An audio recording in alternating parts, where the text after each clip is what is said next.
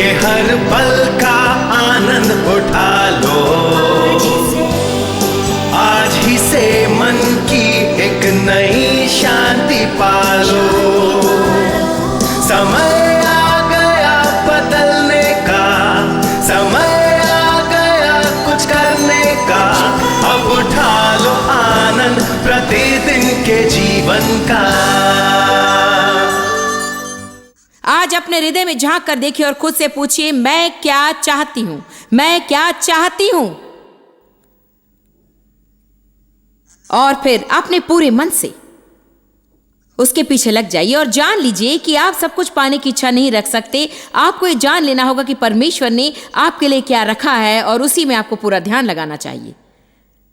सबसे बढ़कर मैं चाहती हूं कि मैं श्रेष्ठ बाइबल शिक्षा की सेवकाई करूं। यदि मैं इसे करूंगी तो मैं आपसे कहती हूं कि मैं इसके द्वारा प्रभु के नाम की महिमा करना चाहती हूं। अर्थात मैं लोगों की सेवा करना चाहती हूं और मैं विशेष तौर पर लोगों की सहायता करना चाहती हूं। आप नहीं जानते कि आज हमने यहां पर जिस तरह से पवित्र आत्मा को मंडराते देखा, वो मेरे लिए कितना महत्व रखता है, क्योंकि कोई इसकी बराबरी नहीं कर सकता। कोई इसकी बराबरी नहीं कर सकता। मैं मानती हूं कि परमेश्वर का अभिषेक उसकी स्वीकृति का चिन्ह है। मेरा विश्वास है कि प्रभु कह रहा है, मुझे यह सभा अच्छी लगती है, मैं यहां आऊंगा। यहां जो हो रहा है वो मुझे भाता है। हाँ हाँ, प्रभु यहां है।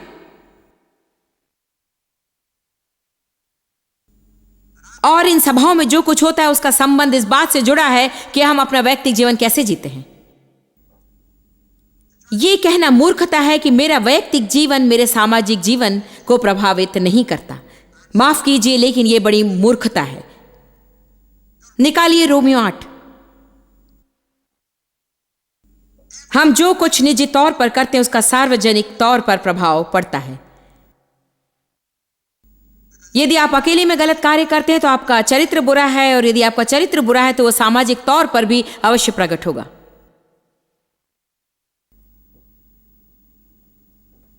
केवल प्रभु जानता है कि इस हफ्ते आपके हृदय में कैसा परिवर्तन होने वाला है, परंतु मैं जानती हूं कि पवित्र आत्मा लोगों को उनके जीवन में जिस क्षेत्र में ऊपर उठने की आवश्यकता है उसका एहसास दिला रहा है। धन्यवाद प्रभु के हमें दंड की आज्ञा नहीं पानी है, परंतु एहसास दिलाया जाना अच्छी बात है। बाइबल कहती है कि जिन लोगों से प्रभु प्रेम रखता है उनकी गलतियों को उन्हें बताता है। आप में से कितने लोगों पर उसका प्रेम है?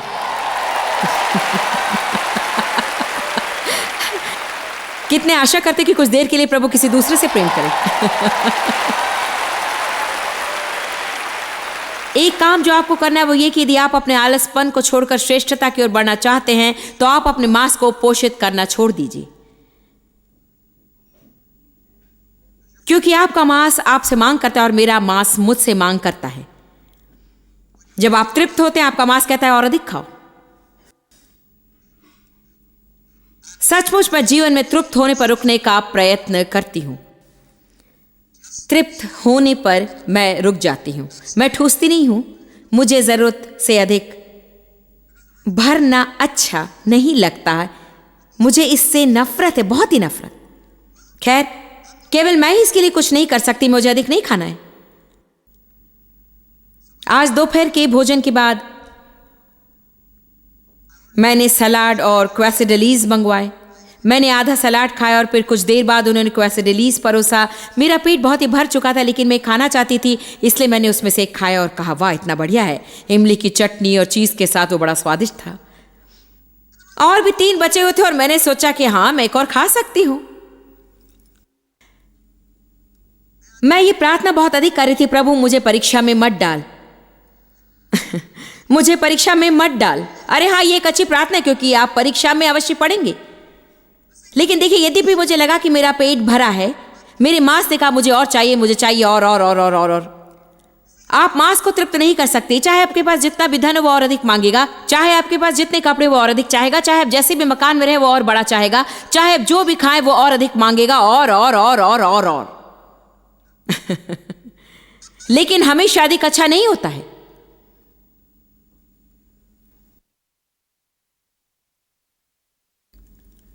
रोमियो 8:8 और जो शारीरिक दशा में है, एम्प्लीफाइड बाइबल का अनुवाद इस तरह से है, जो अपने मांस को तृप्त करना चाहते हैं। ये बड़ा अच्छा अनुवाद है, क्योंकि मैं जानती हूँ कि मांस को तृप्त करने पर क्या होता है। हम सभी पोषित किया जाना चाहते हैं। कभी कभी हमने दावत पर परोसने का काम किया होगा कि मुझे ये चाहिए, मेरे लिए वो ले आओ, पानी ले आओ, चाय ले आओ, हमें कुछ जीरा चाहिए। सर्वर्स यहाँ से वहाँ आते जाते हो, आपके लिए सब कुछ लाते हैं, लेकिन उसका एक बिल आता है। जब आप अपने मांस को तृप्त करते हैं, आपके मांस को कुछ समय के लिए अच्छा लगेगा, लेकिन आपको उसकी कीमत चुकानी पड़ेगी। शीघ्र या बाद में कीमत चुकाने का दिन आता है। वचन 9, परंतु जबकि परमेश्वर का आत्मा तुम में बसता है तो तुम शारीरिक दशा में नहीं परंतु आत्मिक दशा में हो।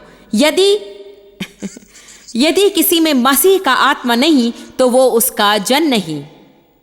एक बात आपसे कहूं, केवल अन्य भाषा बोलने से जरूरी नहीं कि उसका अर्थ आप सदा आत्मा से भरे हुए रहते हैं। न ही इसका अर्थ यह है कि आप पवित्र आत्मा द्वारा हर दिन प्रेरित, नियंत्रित और चलाए जाते हैं। आपके पास कुछ चीजें होने पर भी आप उनका प्रयोग नहीं करते। पवित्र आत्मा एक सज्जन पुरुष है। वो हमें सही कार्य करने के लिए मजबूर नहीं करेगा। वो हमारी अगुवाई करता है, प्रेरणा देता है, लेकिन हमें उसके कहे अनुसार चलना है। एम्प्लीफाइड बाइबल में कहा गया है, पवित्र आत्मा हमें प्रोत्साहन देता है। पवित्र आत्मा का अनुसरण कीजिए। यदि आप प्रोत्साहन शब्द को ले तो उसका अर्थ है सुझाना, संकेत करना, इशारा करना या फिर क्यू कार्ड दिखाना। मैं इसे अच्छी तरह से समझती हूँ, क्योंकि बहुत सालों पहले जब मैंने सेवकाई का आरंभ किया था, मुझे टेप तैयार करने में समस्या होती थी। हम 60 मिनट का टेप तैयार करते थे और मैं हमेशा अधिक समय लगा देती थी। सचमुच से लोग निराश हो जाते थे, क्योंकि वे मेरे टेप को खरीदते और सोचते कि कब अंत होगा। मुझे सही जगह पर रुकने के लिए खुद को प्रशिक्षित करना पड़ता था, इसलिए वे पीछे साउंड बूथ से ही मुझे क्यू कार्ड दिखाते थे। 15 मिनट, 10 मिनट, 5 मिनट, 4, 3, 2। वे मुझे सूचना दिया करते थे, मुझे याद दिलाते थे। वे क्यू कार्ड थामे रहते, लेकिन निर्णय मुझे ही लेना पड़ता था। ऐसा भी समय था जब मैं अपने प्रवचन के प्रति इतना उत्तेजित हो जाती थी कि मैं सोचती मैं प्रचार करती रहूंगी। यदि सही समय पर पूरा ना हो तो बाद में टेप से निपट लेना। लेकिन क्या आप जानते, बाद में हमेशा आता है। आप मेरी बात समझ रहे हैं? पवित्र आत्मा हमें याद दिलाता है। कितनी बार पवित्र आत्मा कहता है बस बंद करो, या तुम्हें यह कहने की जरूरत नहीं है। जब भी डेव ऐसा कुछ करते हैं जो मुझे गलत लगता है, मुझे मन करता है कि उनको सुधारने की कोशिश करूं, परंतु जानते हैं, प्रभु को धन्यवाद, मैंने ऐसा करना छोड़ दिया। क्या आप खुश हैं? खुश हैं? जानते हैं मैंने क्या पता लगाया? प्रभु अभी इसे कर रहा है। अभी प्रभु इसे कर रहा है। वो कहता है ठीक है, तुम चलते बनो और जितना चाहे घूमते रहो। जब थक जाओगे मुझे बता देना और मैं निपटने लगूंगा। क्योंकि परमेश्वर यूं कहता है कि सामर्थ्य से नहीं और नहीं शक्ति से, वरन ये मेरी आत्मा से संभव है। आमीन। यदि आपको कुछ करने का मन करता है, इसका अर्थ ये नहीं कि आप उसे कर सकते हैं। सिर्फ इसलिए कि आपको कुछ करने की इच्छा होती है, आपको उसे करना ही है। आपको अपनी भावनाओं से भी गहरा जीवन बिताना है। आपको भावनाओं के तट से और अधिक गहराई में जाना है। अपने शरीर को तृप्त करना छोड़िए। ये जान लीजिए कि जब आप सही कार्य करने लगेंगे, आप रातों रात सफल नहीं होंगे। आपको खुद से ये कहना होगा कि आपको बदलाव लाना है। यदि आज आपके जीवन में ऐसा क्षेत्र जिसके लिए आप कहें अच्छा प्रभु मैं चाहती हूं कि ये बदल जाए, मैं जिम्मेदारी लेती हूं, मैं देखती हूं कि मैंने सही कार्य नहीं किया, मैं सही कार्य करना आरंभ करूंगी। मैं समय से पहले ही आपसे कहती हूं, प्रभु यूं कहता है, आप तुरंत सफलता या एक ही रात में बदलाव नहीं देख सकते हैं। आपको खुद को ईमानदार साबित करना होगा। प्रभु ये परखेगा कि सचमुच आप कुछ करना चाहते हैं या शारीरिक वासना पूरी करना चाहते हैं। जब तक ये पृथ्वी रहेगी, बोने का समय और कटने का समय रहेगा। इसे एक नए दृष्टिकोण से देखिए। जब तक पृथ्वी रहेगी, बीज बोने का और कटने का समय रहेगा। केवल बीज फसल नहीं, बीज आप बीज बोते हैं, कुछ समय बाद आप फसल काटते हैं। इसके बीच आप जो उचित है उसे आप करते हैं। सही कार्य करते रहिए, जो ठीक है उसे करते रहिए। यह आश्चर्य नहीं कि बाइबल कहती है भलाई करने से कभी ना थको, क्योंकि यदि तुम उसे करते रहोगे तो सही वक्त पर फसल काटोगे। यदि यहां एक दूसरा यदि है मेरे ख्याल से मैं यदि नामक एक श्रृंखला तैयार करूंगी, क्योंकि इनका प्रयोग सब जगह होता है। हिम्मत ना हारोगे यदि तो फल पाओगे। जानते हैं मैं क्या कह रही हूं? कम से कम शैतान के बराबर प्रभु को समय दिया करो। यदि इस बर्बादी में पड़े रहने के लिए आपने शैतान को 30 वर्ष का समय दिया है तो उससे बाहर निकलने में प्रभु को कम से कम 30 वर्ष का समय दीजिए।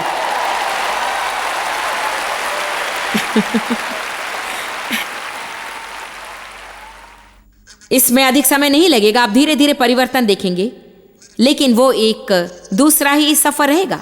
जब आप प्रभु के साथ लगे रहेंगे, आप एक यात्रा का आरंभ करते हैं। इब्रानियों 12 कहते हैं कि यीशु ने उस आनंद के लिए जो उसके आगे धरा था, क्रूस का दुख सहा। पहली शमूएल 17 में दाऊद के बारे में कही गई बात मुझे भाती है। कहा गया कि फिलिस्ती का सामना करने के लिए दाऊद फुर्ती से दौड़ा।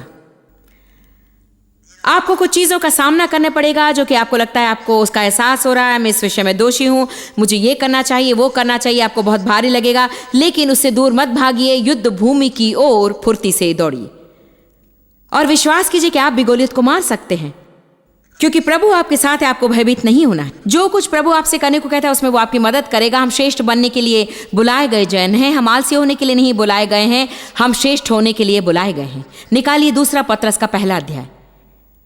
श्रेष्ठ होने का बुलावा, यही मेरे जीवन का बुलावा है, यही आपके जीवन का बुलावा है। प्रभु की यही इच्छा है कि आप श्रेष्ठ बने। श्रेष्ठ होने का तात्पर्य क्या है? उसका अर्थ है अतिरिक्त दूरी जाना, एक कदम आगे रहना, आगे बढ़ना, आगे बढ़ना, जितना करना उसे अधिक करना।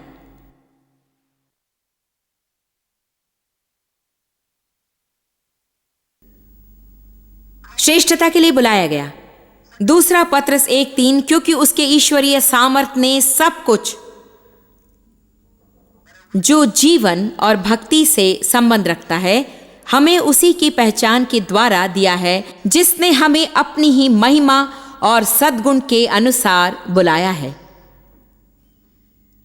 कुछ अनुवादों में कहा गया है श्रेष्ठता। हम महिमा के अनुसार बुलाए गए हैं।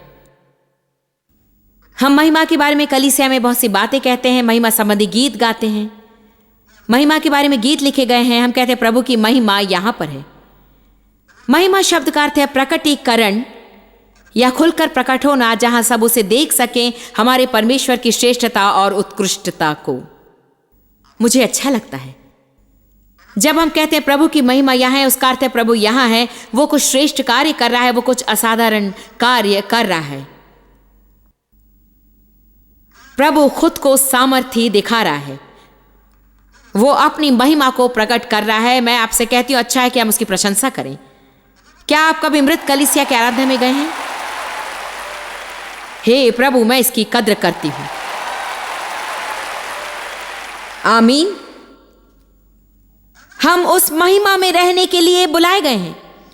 हम उसकी महिमा और सद्गुण के अनुसार बुलाए गए हैं। यशायाह 60 में बाइबल कहती है कि प्रभु की महिमा तेरे ऊपर उदय हुआ है। इसका तात्पर्य क्या है? उसका तेज तेरे ऊपर उदय हुआ है। यह बड़ा अच्छा है। कहा गया है जिसे हमें अपनी ही महिमा और सद्गुण के अनुसार बुलाया है, हमारी नहीं वरन उसकी अपनी। देखिए 1 पत्रस अध्याय 2 पद 9। हालेलुया। क्या प्रभु का वचन आपको अच्छा नहीं लगता?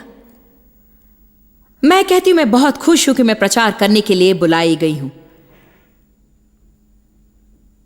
यह एक अनोखा वचन है, पर तुम एक चुना हुआ वंश और राजपदधारी, याजकों का समाज और पवित्र लोग और परमेश्वर की निज प्रजा हो। आप ही कैसे कह सकते कि भला जानते हैं हम तो मामूली लोग हैं?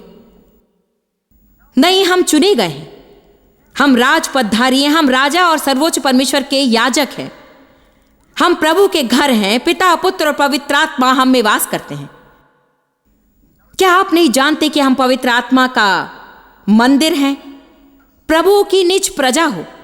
इसलिए कि जिसने तुम्हें अंधकार में से अपनी अद्भुत ज्योति में बुलाया है, उसके गुण प्रकट करो। हम अपने जीवन में क्या प्रकट करते हैं? उसके गुणों को, जिसने अंधकार में अपनी ज्योति में तुम्हें बुलाया है। दूसरा अनुवाद कहता है उसकी श्रेष्ठता को प्रकट करने के लिए जिसने तुम्हें अंधकार से बुलाया है। क्या आप इसका अर्थ जानते हैं? श्रेष्ठ विचारों को रखें और उत्तम गुणों को प्रकट करें। एक दिन मैं चाय पीने के लिए गई। देव पड़ाव स्थल पर हमारे लिए रुके हुए थे। जब मैं बाहर आई, उन्होंने कहा, मैं चाहता हूं कि तुम मेरे लिए प्रार्थना करो। मैं सिर्फ जानना चाहती हूं। मैं चाहता हूं कि तुम मेरे साथ प्रार्थना करो। मैंने कहा, ठीक है क्या? उन्होंने कहा, मैं गाड़ी के लिए प्रतीक्षा कर रहा था और जब यहां खड़ी कार को बाहर निकाला गया, उसका रास्ता बंद हो गया और दूसरी कार अंदर आ गई। कितनों के साथ ऐसा हुआ है? ठीक है। डेव ऐसी चीजों के प्रति कभी अधिक सहनशीलता प्रकट नहीं करते हैं और अक्सर वे कुछ कह देते हैं। तो उन्होंने कहा, मैंने हॉर्न बजाया, उस व्यक्ति से कहा, मैं इतनी देर से इंतजार में था। उन्होंने कहा, सचमुच मुझे बुरा लगा। मैं जानता हूं कि मैंने प्रभु को नाराज किया। मैं आगे कभी ऐसा करना नहीं चाहता और चाहता हूं कि मेरे साथ प्रार्थना करो। सबसे पहले यही पहली बार थी जब मैंने उनके मुंह से ऐसी बातें सुनी और ये एक प्रकार का पुनर्जागरण था। मैंने इसके बारे में परेशान किया उन्हें, परंतु जब प्रभु परेशान करता है वो दूसरों से भिन्न होता है। आमीन। और जीवन भर किसी के द्वारा कहे जाने से बढ़कर एक बार प्रभु से कहा गया एक वचन अधिक प्रभावशाली होता है। इसका अर्थ ये नहीं कि कभी भी आप किसी से उनके चरित्र के बारे में नहीं कह सकते हैं, लेकिन हम जूनियर पवित्र आत्मा बनने का प्रयत्न करते हैं। हाँ। आपको ऐसा नहीं करना चाहिए, ऐसा पेश नहीं आना चाहिए, ये नहीं करना चाहिए, ऐसा बाइबल कहती है। आमीन। कभी कभी मैं सोचती हूं, जब कोई कुछ गलती कर देता है, यदि सचमुच हम चुपचाप रहें तो वो खामोशी वास्तव में अधिक प्रभावशाली होती है। आमीन। परंतु कई बार प्रभु हमसे बातें करने की कोशिश करता है और चूंकि हम अपना मुंह बंद नहीं रखते हैं, देखिए, सिर्फ मैं बात को स्पष्ट करना चाहती हूं। और देखिए, शरीर कुछ कहना चाहता है हमेशा। सचमुच पवित्र आत्मा डेव को एहसास दिला रहा था कि उन्होंने उस व्यक्ति के प्रति उत्तम गुण को प्रकट नहीं किया। मैं आपसे एक प्रश्न पूछती हूं, अपनी कार में बम्पर स्टिकर लगाकर सड़क की भीड़ में लोगों पर चीखते रहें तो उसमें क्या भलाई है? आमीन। प्रभु हर बार मुझे एहसास दिलाता है, वो चाहता है कि हम श्रेष्ठ बने। एक श्रेष्ठ व्यक्ति खरीदारी करते समय कोई चीज नीचे गिर जाने पर उसे उठाकर रख देता है। यदि सचमुच आप श्रेष्ठ हैं तो आप नीचे पड़ी चीज को उठाकर रखेंगे जिसे आपने नीचे नहीं गिराया हो। जब प्रभु ने मुझसे ऐसा कार्य करवाना आरंभ किया तब मुझे अच्छा नहीं लगा, क्योंकि मैं वहां सफाई नहीं, खरीदारी करने जाती हूं। एक दिन प्रभु ने मुझे कहा, यदि तुम दूसरों की बिगड़ी चीजों को सुधारोगे तो किसी दिन मैं तुम्हारी बिगड़ी चीजों को सुधारने के लिए किसी को भेजूंगा। अभी हमारे घर पूरा दिन काम करने के लिए और आधे दिन के लिए नौकरानी है, मुझे कोई काम नहीं करना पड़ता। अब आप जलन मत कीजिए, तालियां बजाकर खुश होइए, क्योंकि अध्ययन करके आपके लिए ऐसा प्रवचन ले आने के लिए मुझे काफी समय मिलता है।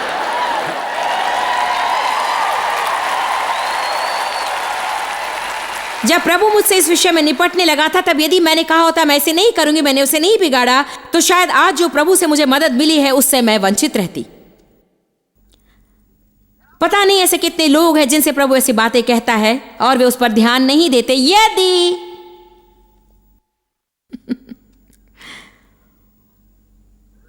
ये कितना बढ़िया है ना? वो चाहता है कि हमें श्रेष्ठ गुण रहें। प्रकट करो सद्गुण को। चलिए पहला पत्रस 2:9 को फिर से देखें। मैं चाहती हूं कि आप इसे समझ लें। पर तुम एक चुना हुआ वंश और राजपदधारी, याजकों का समाज और पवित्र लोग और परमेश्वर की निज प्रजा हो, इसलिए कि जिसने तुम्हें अंधकार में से अपनी अद्भुत ज्योति में बुलाया है, उसके गुण प्रकट करो। वाह! जब अन्य कर्मचारी मालिक के बारे में गपशप करते हैं, आपको उनके साथ नहीं मिलना है।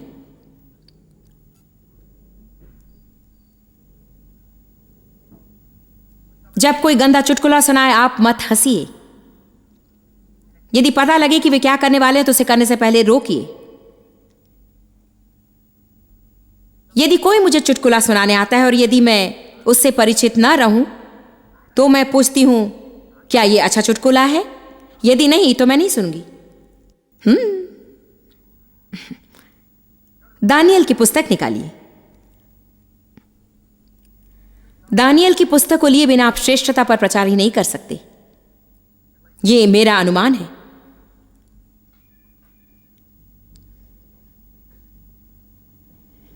यदि दानियल के बारे में ना देखो तो बहुत कुछ नहीं जान पाएंगे।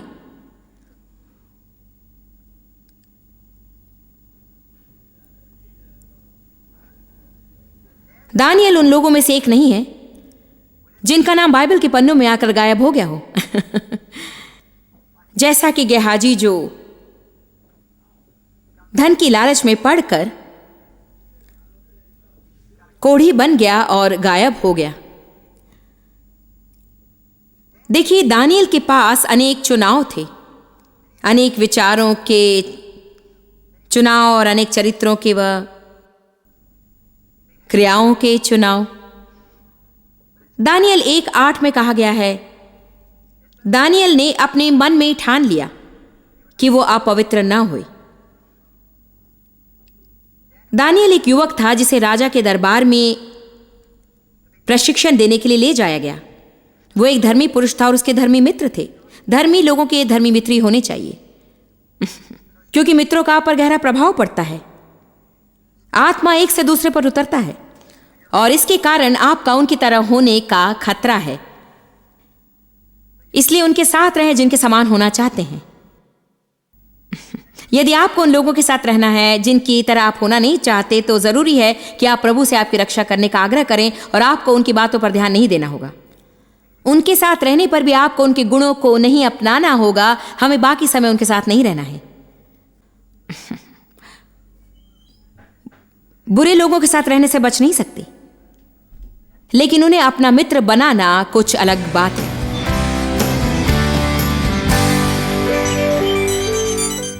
आज आपने श्रेष्ठता की ओर बढ़ना के बारे में दिए गए प्रवचन का आनंद लिया होगा और मैं अग्रसर होना शब्द पर जोर देना चाहूंगी, क्योंकि मैं मानती हूं कि श्रेष्ठ बनने के लिए हमें उसका पीछा करना जरूरी है और पूरी सामर्थ से उसके पीछे लगे रहना चाहिए। ऐसा क्यों है? क्योंकि हमारी शारीरिकता में हम कुछ औसती मनुष्य होने की प्रवृत्ति रखते हैं और आसान कार्य को करके बैठ जाते हैं। हम श्रेष्ठ परमेश्वर की सेवा करते हैं और उसने एक श्रेष्ठ आत्मा हमारे अंदर रखी है और बाइबल में इसका सबूत है कि जब लोग श्रेष्ठता के नए स्तर की ओर बढ़ते हैं, उनके जीवन में आशीषों का स्तर बढ़ जाता है।